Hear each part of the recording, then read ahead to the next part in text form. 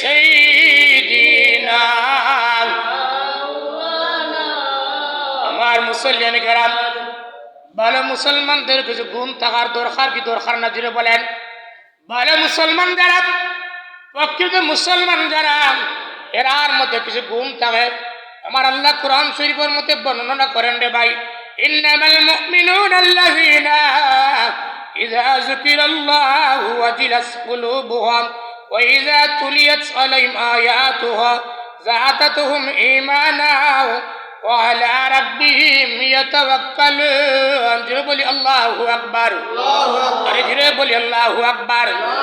ভালো মুসলমান যারা ভাই, প্রকৃত মুসলমান যারা, এরা যখন আল্লাহর বয়ান শুনে, আল্লাহর নাম শুনে, তার অন্তরের মধ্যে কম্পন শুরু হয়ে যায়। জোরে বলি আল্লাহু আকবার। আর 2 নম্বর প্রকৃত মুসলমানের গুণ হচ্ছে গিয়া, এরা কোরআন শুনলে তার ঈমান বাড়ে না কমে? জোরে বলেন। কোরআন শুনলে, কোরআনের বয়ান শুনলে তাদের ঈমান বাড়ে না কমে? ঈমান বাড়ে। আর 3 নম্বর হচ্ছে গিয়া, প্রকৃত মুসলমানের গুণ হচ্ছে রে ভাই, এরা কার প্রতি তাওয়াক্কুল করে? কার প্রতি? আল্লাহর নবী রে ভাই একদিন এক বাগানের ভিতরে প্রবেশ করলেন। সেই বাগানের পাহারাদার হযরতে আবু মুসা আশআরী রাদিয়াল্লাহু তাআলা, আল্লাহর নবী বললেন, এ আবু মুসা আশআরী, আমার পারমিশন ছাড়া, আমার অনুমতি ছাড়া এই বাগানের ভিতরে তুমি কাউকে ঢুকতে দিবা না। বাইরে নবীজি বাগানের ভিতরে প্রবেশ করলেন, ভিতরে প্রয়োজনের কাজগুলো সেরে ফেললেন। এরপরে আমার নবীজি একটা কূপের ভিতরে পা ঢুকাইয়া আর বসে রসলেই রইলেন। এমন সময় আবু বকর খবর পাইলেন যে নবীজি এই বাগানের ভিতরে প্রবেশ করেছেন। আবু বকর আসলেন, এসে বললেন ঢুকার জন্য।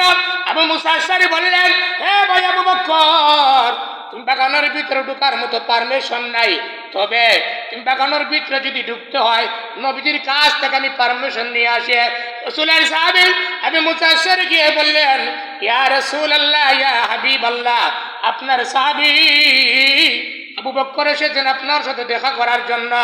আল্লাহ রাসূল বললেন, হে আবু মুসা আশআরী, আমার সাহাবীকে তুমি অনুমতি দিয়ে দাও।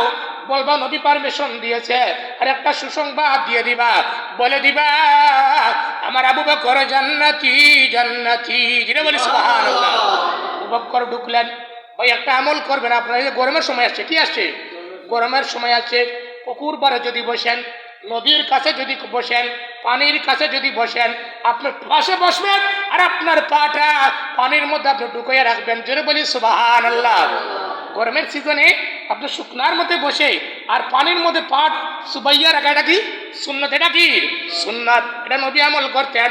আবু বকর বাগানের ভিতরে প্রবেশ করে নবীর ডান পাশে বসলেন আর পাটা কুয়ার ভিতরে ঢুকিয়ে দিলেন। এরপরে খবর পাইলেন উমর রাদিয়াল্লাহু তাআলা নবী বাগানের ভিতরে, নবীর কাছে আসার জন্য পারমিশন চাইলেন। আবু মুসা আশআরী রাদিয়াল্লাহু তাআলা বলেন, হে নবীর সাহাবী উমর, তোমার বাগানের ভিতরে ঢোকার মতো পারমিশন নাই, তবে আমি নবীর কাছ থেকে অনুমতি নিয়ে আসি। হযরত আবু মুসা আশআরী রাদিয়াল্লাহু তাআলা নবীর কাছে গেলেন, গিয়ে বললেন, ইয়া রাসূলুল্লাহ, আপনার প্রিয় সাহাবী উমর আসছেন ঢোকার জন্য। এবার বাইরে হযরত উমর রাদিয়াল্লাহু তাআলাকে আবু মুসা আশআরী বললেন, ভাই উমর, নবী তোমাকে পারমিশন দিয়েছে বাগানে ঢোকার জন্য, আর আরেকটা সুসংবাদ দিয়েছে। কি জন্য? যে নবী বলছে তুমি উমর ও জান্নাতি। জিরে বলি সুবহানাল্লাহ। এরপরে খবর পাইলেন উসমান। কে পাইলেন? উসমান রাদিয়াল্লাহু তাআলা। উসমান রাদিয়াল্লাহু তাআলা বাগানের ভিতরে ঢোকার জন্য সে পারমিশন চাইলেন। আবু মুসা আশআরী রাদিয়াল্লাহু তাআলা বললেন, এ ভাই উসমান, তোমার বাগানের ভিতরে ঢোকার মতো পারমিশন নাই, তবে আমি নবীর কাছ থেকে অনুমতি নিয়ে আসি। নবীর কাছে গেলেন হযরত আবু মুসা আশআরী রাদিয়াল্লাহু তাআলা, গিয়া বললেন, ইয়া রাসূলুল্লাহ, ইয়া হাবিবাল্লাহ। জিরে বলি আল্লাহু আকবার। নবীর কাছে গেলেন, গিয়ে বললেন, ইয়া রাসূলুল্লাহ, আপনার জামাতা উসমান রাদিয়াল্লাহু তাআলা বাগানের ভিতরে ঢোকার জন্য পারমিশন চায়। আমি বললেন, রে এ আবু মুসা আশআরী, আমার উসমানকে জানাইয়া দাও তিনিও জান্নাতি। জিরে বলি সুবহানাল্লাহ। আর বাগানের ভিতরে ঢোকার জন্য পারমিশন দিয়ে দিলাম। খবরদার আমার উসমানকে আর একটা খবর তুমি দিয়ে দিও, আমার উসমানের জন্য বিপদ আসতেছে, তিনি রেডি থাকার জন্য। জিরে বলে আল্লাহু আকবার। বিপদ আসে কি আসে না? জিরে বলেন, আসে কি আসে না? যে উসমানদের নবী বললেন ওনার মধ্যে একটা আংটি আছে। কি আছে বলেন? আবু মুসা আশআরী, আমার উসমানকে জানিয়ে দিও ওনার হাতের মধ্যে যে একটা আংটি আছে, যেই দিন আংটিটা কুয়ার মধ্যে পড়ে যাবে এই দিন থেকে আমার উসমানের বিপদ শুরু হয়ে যাবে। কি হয়ে যাবে? বিপদ শুরু হয়ে যাবে। আবু মুসা আশআরী বললেন, ভাই উসমান, নবী তোমাকে পারমিশন দিয়েছে বাগানের ভিতরে প্রবেশ করার জন্য, তবে নবী বলেছে তুমি জান্নাতি। আরেকটা বিপদ তোমার দুঃসংবাদ, নবী বলে যে তোমার হাতের মধ্যে যে আংটি আছে, আংটিটা যখন কুয়ার ভিতরে পড়ে যাবে সেই দিন থেকে তোমার বিপদ শুরু হয়ে যাবে। কি হয়ে যাবে? বিপদ শুরু হয়ে যাবে। তখন উসমান রাদিয়াল্লাহু তাআলা বললেন, জিরো বলেন হাসবুনাল্লাহ, জিরো বলেন হাসবুনাল্লাহ ওয়া নি'মাল ওয়াকিল, নি'মাল মাওলা ওয়া নি'মান নাসির। তাহলে বুঝা গেল আপনার বিপদ আসলে তাওয়াক্কুল ভরসা কার উপরে রাখবেন? কার উপরে? আল্লাহর উপরে। 4 নম্বরে ভালো মুসলমানদের গুণ হচ্ছে আর তাইবুনারা কি করে? তাওবা করে। কি করে? তাওবা করে। 5 নম্বরে গুণ হচ্ছে আল আবিদুনা, এরা কি করে? ইবাদত করে। কি করে? ইবাদত করে। এরপরে 6 নম্বরে ভালো মুসলমানের গুণ হচ্ছে আল হামিদুনা, কার প্রশংসা করে? আল্লাহর প্রশংসা করে। 7 নম্বরে ভালো মুসলমানের গুণ হচ্ছে আর সাইমুনা, এরা রোজা রাখে। কি করে? রোজা রাখে। আর 8 নম্বর হচ্ছে গিয়া আর রাকিহুনা, নামাজ রুকু করতে হলে নামাজ পড়া লাগে না? লাগে না? লাগে কি লাগে না? যারা রুকু করে এরা প্রকৃত মুসলমান, খাঁটি যিনি বলেন মুসলমান। এরপরে 9 নম্বর হচ্ছে গিয়া আর সাজিদুনা, যারা সিজদা করে। কি করে? সিজদা করে। এরা হচ্ছে খাঁটি মুসলমান। আর 10 নম্বর হচ্ছে গিয়া আল আমর বিল মারুফ, নেক কাজের আদেশ করে। 11 নম্বর হচ্ছে গিয়া নাহি আনিল মুনকার, অসৎ কাজের বাধা প্রবেশ করে। 12 নম্বর হচ্ছে গিয়া আল হাফিজুনা লি হুদুদিল্লাহ, এরা হারাম হালালের গণ্ডিরে মেনে চলে। কি করে? হালাল হারামের গণ্ডিকে মেনে চলে। আপনি জিকির করে সুবহানাল্লাহ, জুড়ে লা ইলাহা সুবহানাল্লাহ।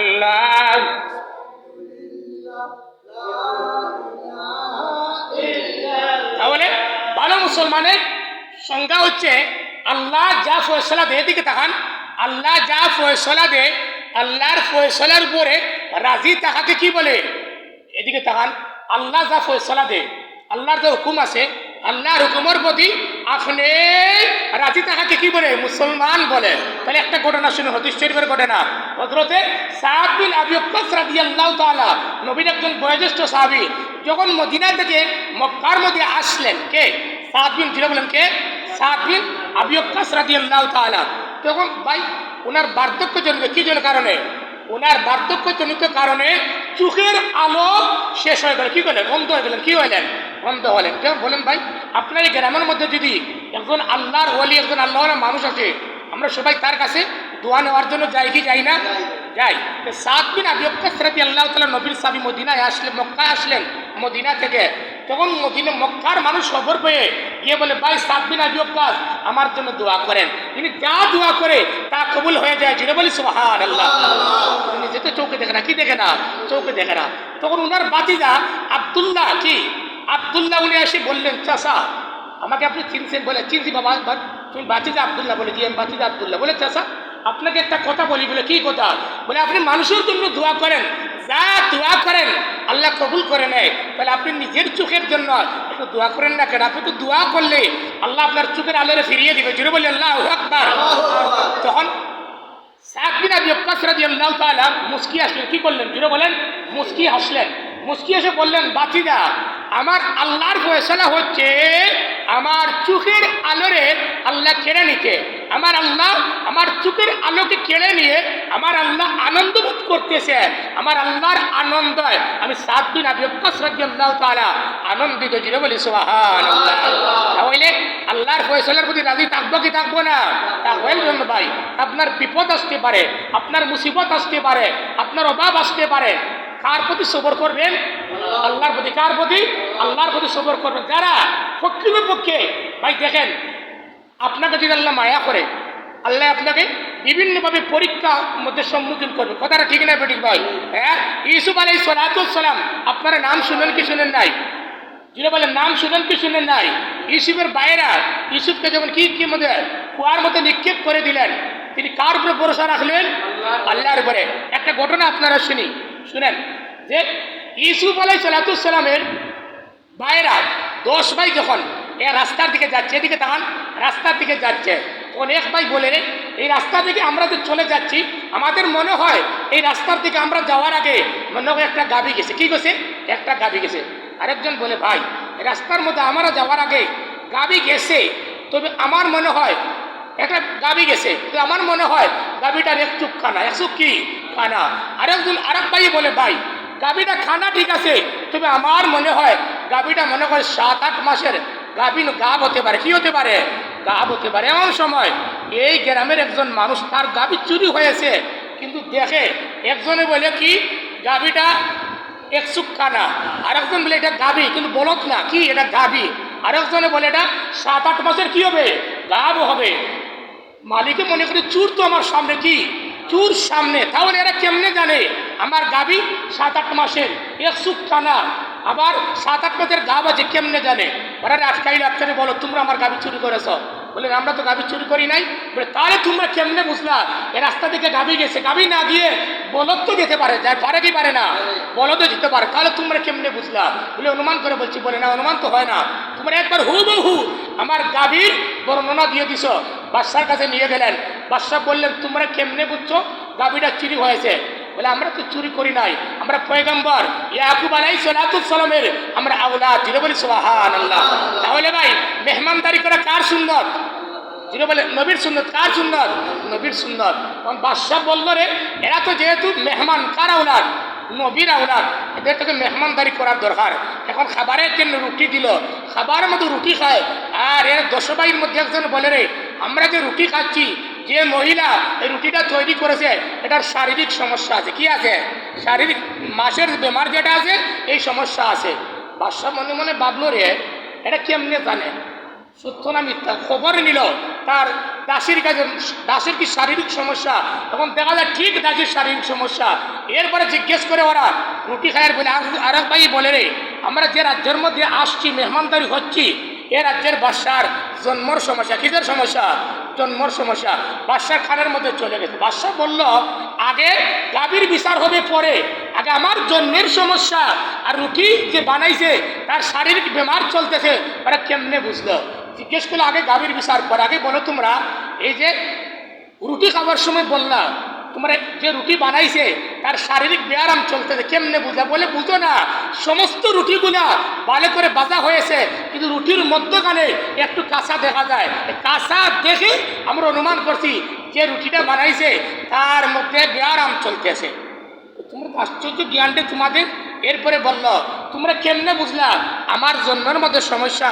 বলে বাদশাহ আমরা বলি নাই, নবীর সুন্নত হচ্ছে গিয়া মেহমান যদি আপনার বাড়িতে আসে মেহমানের সাথে মেজবানে বসে খাওয়া কি যেটা বলেন সুন্নত।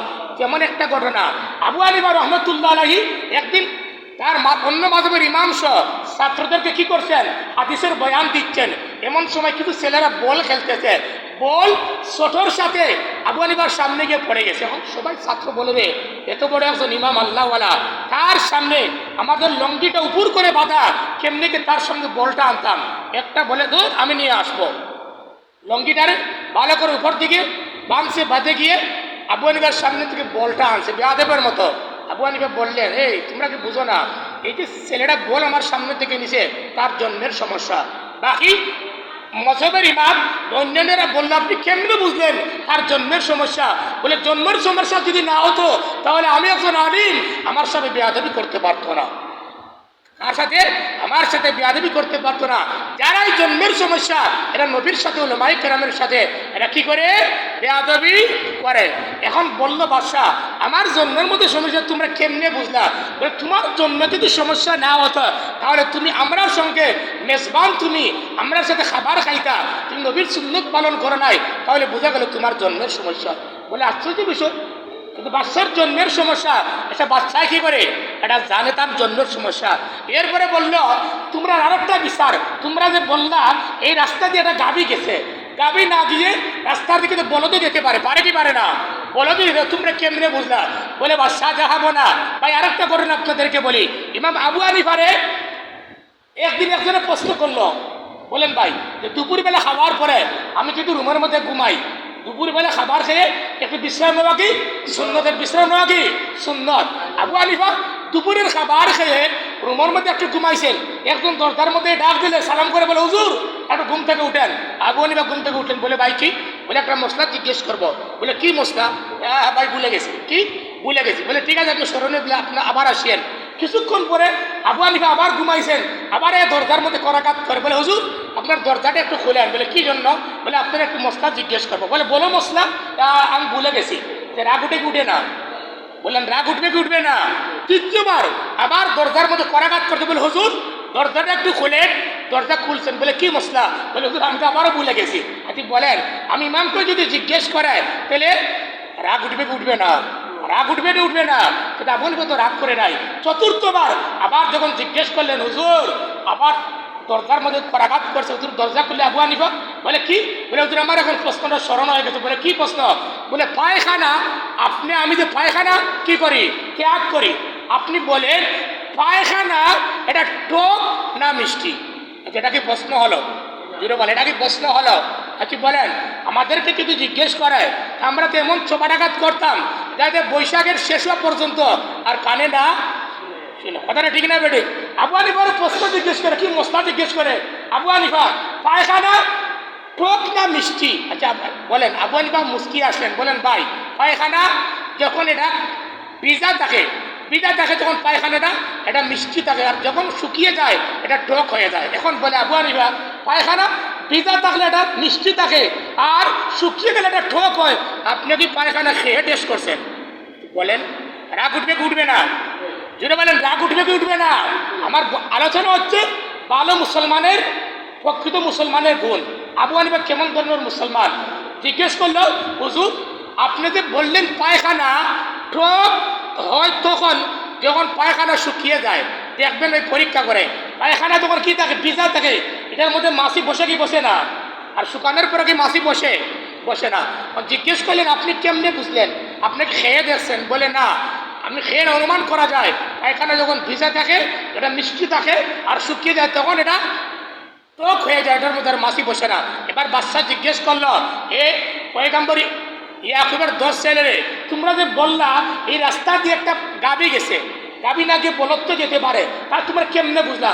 বলে বাদশা যাহাবো না, গাভীর বৈশিষ্ট্য হচ্ছে গাভী যখন ঘাস খায়, কি খায়? ঘাস খায়, ঘাসের একমাত্র আগাটা খায়, গুড়ি থেকে ঘাস খায় না। তাহলে বুঝতে পারছেন? যারা গরু পালেন, যারা গরু পালেন একটু পরীক্ষা করবেন, গাভী যখন ঘাস খায় ঘাসের গুড়া থেকে কামড় দেয় না, উপর থেকে কামড় দেয়, খালি আগা খায়। ঘাসের কি খায়?